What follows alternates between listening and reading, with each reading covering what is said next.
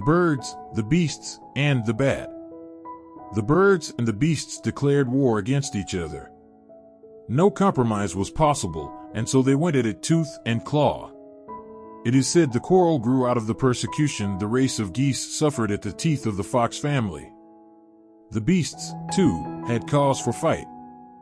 The eagle was constantly pouncing on the hare, and the owl dined daily on mice. It was a terrible battle. Many a hare and many a mouse died. Chickens and geese fell by the score, and the victor always stopped for a feast. Now the bat family had not openly joined either side. They were a very politic race. So when they saw the birds getting the better of it, they were birds for all there was in it. But when the tide of battle turned, they immediately sided with the beasts. When the battle was over, the conduct of the bats was discussed at the peace conference. Such deceit was unpardonable, and birds and beasts made common cause to drive out the bats. And since then the bat family hides in dark towers and deserted ruins, flying out only in the night.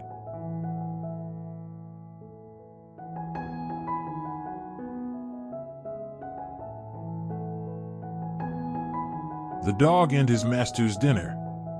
A dog had learned to carry his master's dinner to him every day. He was very faithful to his duty, though the smell of the good things in the basket tempted him. The dogs in the neighborhood noticed him carrying the basket and soon discovered what was in it. They made several attempts to steal it from him, but he always guarded it faithfully. Then one day all the dogs in the neighborhood got together and met him on his way with the basket. The dog tried to run away from them, but at last he stopped to argue. That was his mistake.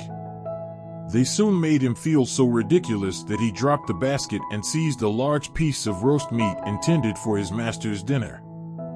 "Very well," he said, "you divide the rest."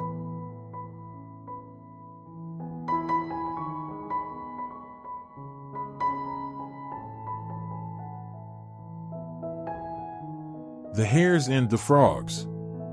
Hares, as you know, are very timid. The least shadow sends them scurrying in fright to a hiding place. Once they decided to die rather than live in such misery.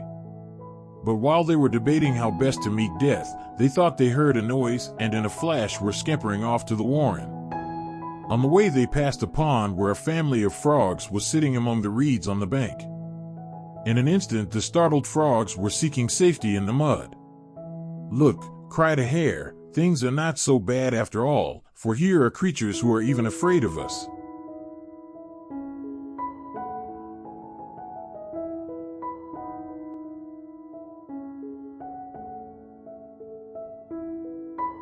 The Wolf and the Lean Dog.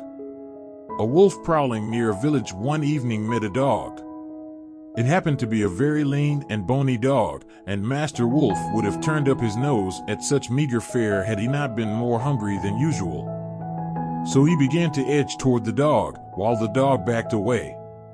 "Let me remind your lordship," said the dog, his words interrupted now and then as he dodged a snap of the wolf's teeth, "how unpleasant it would be to eat me now. Look at my ribs. I am nothing but skin and bone. But let me tell you something in private. In a few days my master will give a wedding feast for his only daughter.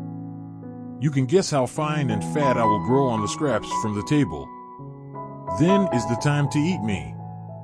The wolf could not help thinking how nice it would be to have a fine fat dog to eat instead of the scrawny object before him. So he went away pulling in his belt and promising to return. Some days later the wolf came back for the promised feast. He found the dog in his master's yard and asked him to come out and be eaten. "Sir," said the dog, with a grin, "I shall be delighted to have you eat me. I'll be out as soon as the porter opens the door."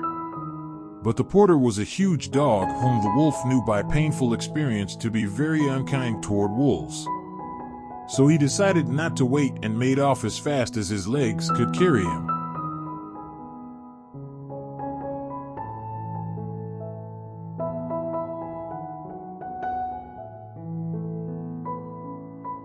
The Monkey and the Dolphin. It happened once upon a time that a certain Greek ship bound for Athens was wrecked off the coast close to Piraeus, the port of Athens. Had it not been for the dolphins, who at that time were very friendly toward mankind and especially toward Athenians, all would have perished. But the dolphins took the shipwrecked people on their backs and swam with them to shore. Now it was the custom among the Greeks to take their pet monkeys and dogs with them whenever they went on a voyage. So when one of the dolphins saw a monkey struggling in the water, he thought it was a man and made the monkey climb up on his back.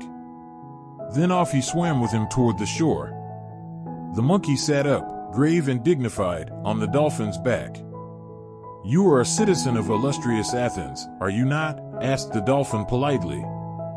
"Yes," answered the monkey, proudly. "My family is one of the noblest in the city." "Indeed," said the dolphin. "Then of course you often visit Piraeus." Yes, replied the monkey. "Indeed, I do. I am with him constantly. Piraeus is my very best friend." This answer took the dolphin by surprise, and, turning his head, he now saw what it was he was carrying. Without more ado, he dived and left the foolish monkey to take care of himself, while he swam off in search of some human being to save.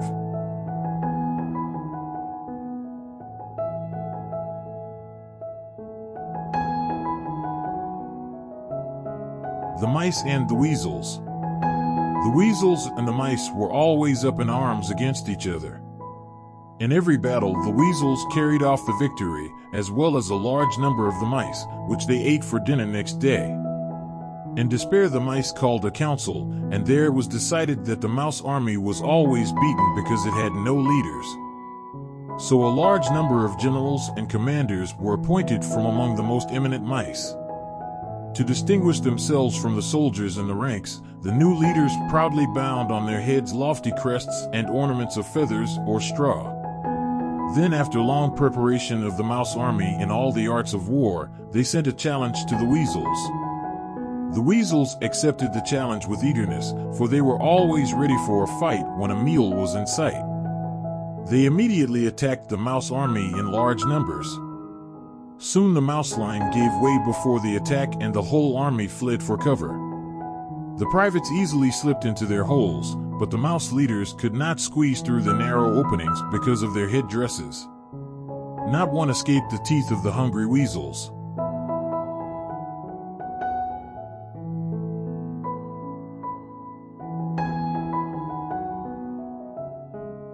The Wolf and the Lion. A wolf had stolen a lamb and was carrying it off to his lair to eat it.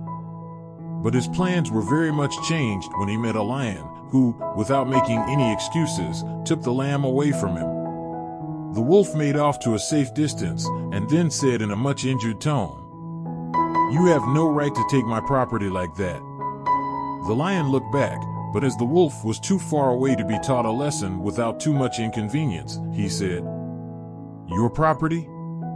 Did you buy it, or did the shepherd make you a gift of it? Pray tell me, how did you get it?"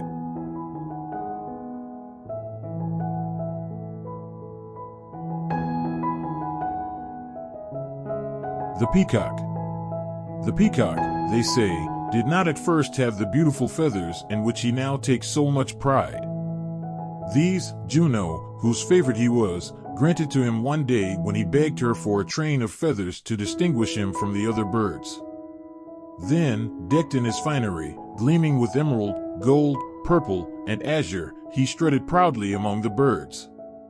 All regarded him with envy. Even the most beautiful pheasant could see that his beauty was surpassed. Presently the peacock saw an eagle soaring high up in the blue sky and felt a desire to fly, as he had been accustomed to do. Lifting his wings, he tried to rise from the ground. But the weight of his magnificent train held him down. Instead of flying up to greet the first rays of the morning sun or to bathe in the rosy light among the floating clouds at sunset, he would have to walk the ground more encumbered and oppressed than any common barnyard fowl.